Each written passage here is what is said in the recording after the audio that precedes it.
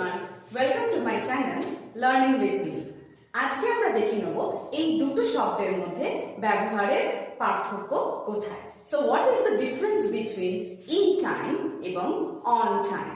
যদি কোনো একটা নির্দিষ্ট সময় আমাকে বলে দেওয়া হয় এই সময় থেকেই তোমার মিটিং শুরু হবে, এই সময় থেকেই তোমার এক্সাম শুরু হবে, তো তোমাকে কিন্তু এই সময়ের মধ্যে আসতে হবে। আমি যদি বলি I will reach in time, মানে হচ্ছে আমি তুমি যে সময় দিয়ে দিয়েছো তার আগেই পৌঁছে যাব।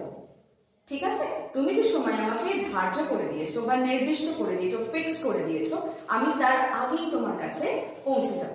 But if I say I will reach on time, মানে হচ্ছে তুমি আমাকে যে টাইমটা বলেছো সেই নির্দিষ্ট টাইমেতেই আমি যাব। তুমি আমাকে যে টাইমটা ফিক্স করে দিয়েছো সেই নির্দিষ্ট টাইমেতেই আমি ওখানে পৌঁছাবো। So I will reach in time মানে হলো আমি তার আগেই পৌঁছাবো। I will reach on time মানে হলো আমি স্পেসিফিক, মানে কোনো পারফেক্ট টাইম, স্পেসিফিক পারফেক্ট টাইমেতেই আমি পৌঁছাবো।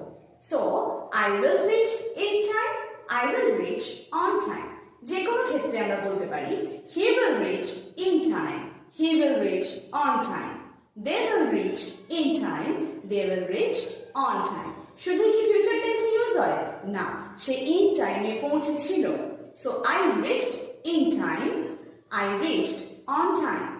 He reached in time, he reached on time.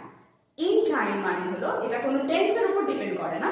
In time মানে হলো যে ফিক্সড বা পারফেকশনের জন্য যে টাইমটা দিয়ে দেওয়া হয়েছে তার আগেই আমি পৌঁছে যাব।